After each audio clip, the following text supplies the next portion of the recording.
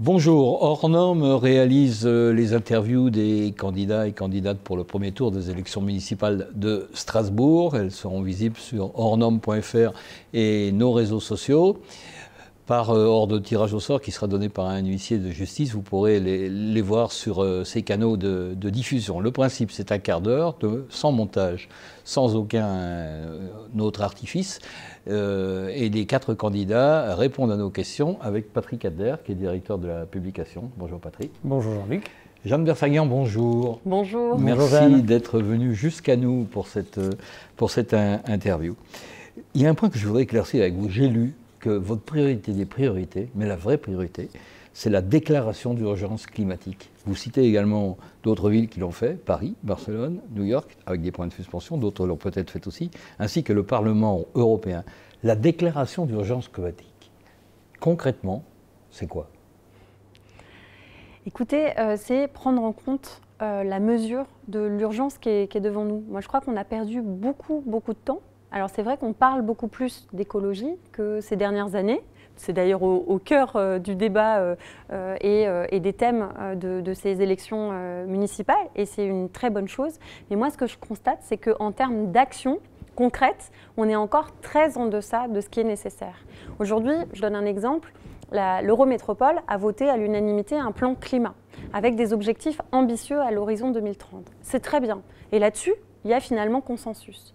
Là où par contre je constate qu'on n'y est pas, c'est en termes d'action, de moyens et de calendrier qui vont permettre d'atteindre ces objectifs. Donc déclarer l'état d'urgence climatique, ça signifie 2 choses. C'est déjà se fixer une ambition, c'est d'affirmer que l'urgence climatique est une priorité et doit être une priorité prise en compte dans l'ensemble de nos politiques publiques. Ce n'est pas juste une petite thématique dans un coin. Il ne s'agit pas juste de planter quelques arbres ou même de faire de la surenchère à la plantation d'arbres. Il s'agit de se poser la question du climat dans toutes nos politiques publiques.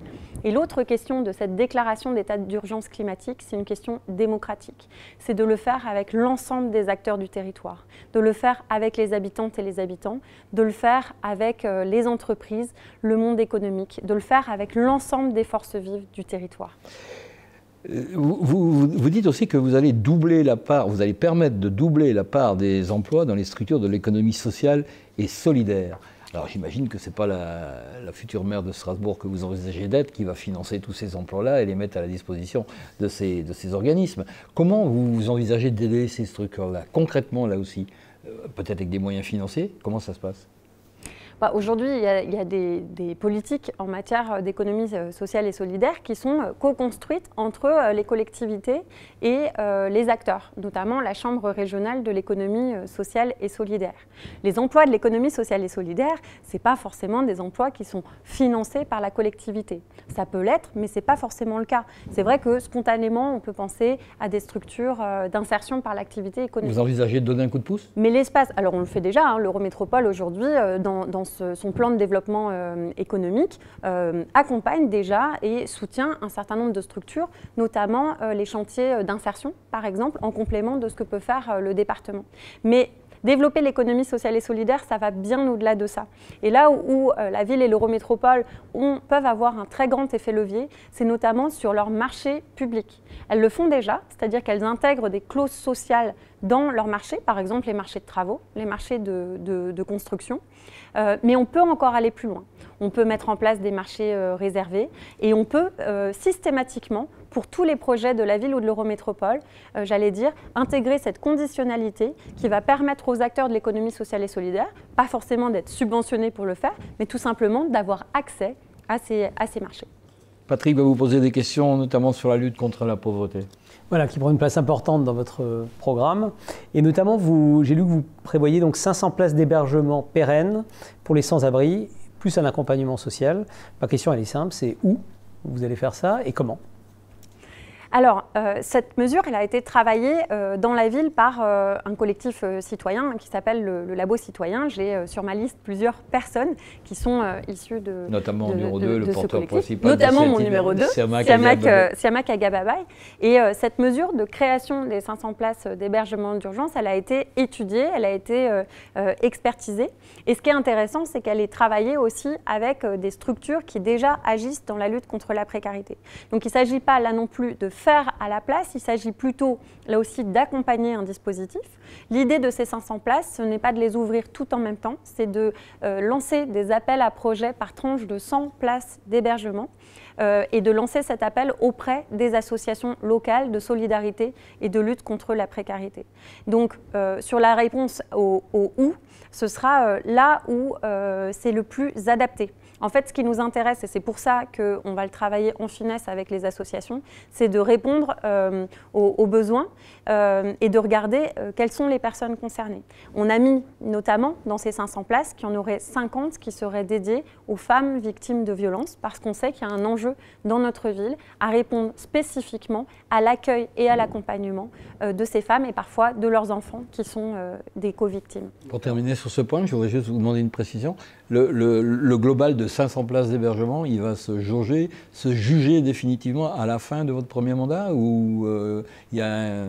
Ça peut être mis en place assez rapidement. En tout cas, la première tranche pourra être lancée dès le début du mandat. Et en quelques mois, on peut tout à fait travailler, parce qu'on va travailler aussi avec les autres partenaires de la ville et de l'Eurométropole. On peut tout à fait, il n'y aura pas besoin d'attendre 6 ans. C'est l'une de nos mesures prioritaires. Et donc, on pourra le faire dès le début du mandat. En tout cas, l'amorcer dès le début du mandat. Alors, toujours dans ce cadre, vous avez évoqué également la création d'une allocation universelle communale d'expérimentation. Là aussi, j'ai une question très concrète, c'est qui l'organise, qui en a la maîtrise d'œuvre au quotidien, voilà, qui y aura droit. En fait, ce sera, je suis désolée, mais à construire aussi avec les acteurs. C'est-à-dire qu'il ne s'agit pas de plaquer unilatéralement une idée en disant voilà, c'est ça qu'on va faire. On va le construire et là aussi, il s'agit de faire du sur-mesure. En fait, on s'inspire d'expériences qui peuvent exister dans d'autres villes, alors dans des villes ou des territoires plus petits. Je prends l'exemple de Grande-Synthe. Alors là, c'est assez intéressant parce qu'on a réussi à lier économie d'énergie et donc enjeux écologiques avec la question sociale. C'est-à-dire qu'en fait, les économies d'énergie qui ont été réalisées sur les bâtiments publics, eh bien, ces économies-là, ces économies ont été réinvesties dans une allocation communale. Donc, je ne dis pas qu'on fera exactement ça de la même manière, mais en tout cas, c'est très inspirant. Et l'idée de cette allocation universelle communale, c'est en fait de permettre à des personnes qui vivent sous le seuil de pauvreté, qui, par exemple, sont des bénéficiaires de minima sociaux, de compléter le minima sociaux pour atteindre à minima qui puissent être au-dessus de ce seuil de pauvreté.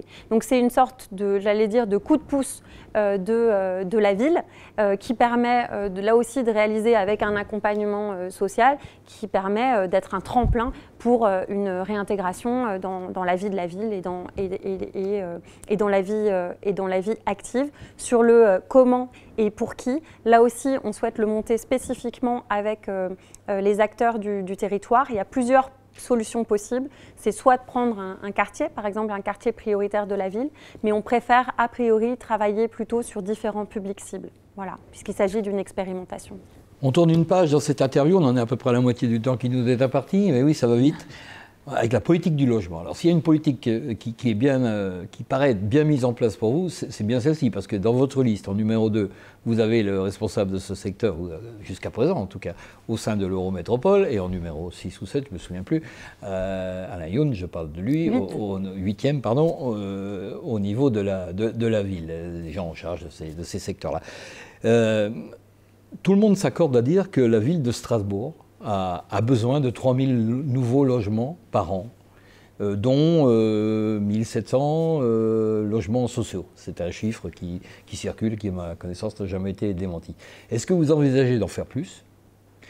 Comment vous envisagez de les faire? Jusqu'à présent, depuis 2 mandats, la politique, j'ai encore le souvenir de Siamak Agababaye qui en parle très souvent, c'est de faire de la ville sur la ville, pour éviter qu'elle s'étale ad vitam aeternam et qu'elle mange du terrain foncier qui est très rare. Est-ce que vous maintenez cette politique-là? On fait la ville sur la ville. Est-ce que vous maintenez ce même nombre de logements potentiels dont Strasbourg aurait besoin? Vous avez donné les données de l'équation, qui est une équation complexe. Je vous demande de la résoudre, enfin de nous dire quand vous allez la résoudre. Limiter la consommation de foncier, répondre à la demande de logement. Il reste notamment en matière de logements sociaux 24 000 demandes de logements sociaux non pourvus.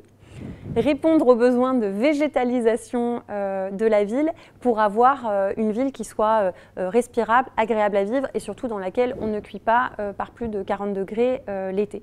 Eh bien, il faut qu'on puisse innover sur ces questions. Et donc, la première des choses à faire, c'est évidemment de partir de l'existant. Donc c'est de s'appuyer au maximum sur l'existant. Réhabiliter les logements vacants, on a commencé à le faire. Vous parliez de Siamak Agababa, il a été précurseur dans un dispositif de réhabilitation des logements vacants. Il y en a 300 qui ont pu être réhabilités, mais on en a encore 3000 qui potentiellement pourraient être remis sur le marché. Ça, c'est la première des choses à faire. C'est de rénover massivement les logements existants, voire de les adapter pour les adapter aux nouvelles configurations sociétales. On sait qu'aujourd'hui, les familles ont évolué, les modes de vie ont évolué, qu'on a besoin peut-être de logements plus petits. Donc, c'est d'adapter aussi les logements existants. C'est de construire à partir des friches, c'est-à-dire des terrains déjà artificialisés pour éviter, j'allais dire, de minéraliser de nouveaux espaces. Et par contre, de sanctuariser ce qu'on appelle les dents creuses, c'est-à-dire les espaces qui vont permettre de créer des continuités végétales dans la ville. Ce qui est formidable, c'est que localement, on a une agence d'urbanisme, on a des experts, on a une université, on a des écoles qui travaillent sur l'urbanisme du futur, qui est un urbanisme résilient. Juste pour la confirmation, 350 millions d'euros d'emprunt pour la rénovation énergétique des bâtiments, ça concerne que les bâtiments gérés par la ville ou ça concerne l'ensemble des bâtiments, très rapidement? Alors, la réponse au plan climat, c'est rénover 8000 logements par an. Aujourd'hui, on en rénove 2000 sociaux et entre 500 et 1000 logements privés par an. Ce qui veut dire que la marche à franchir, elle est élevée. On doit rénover 4000 logements de plus par an. Ce seront majoritairement des logements privés.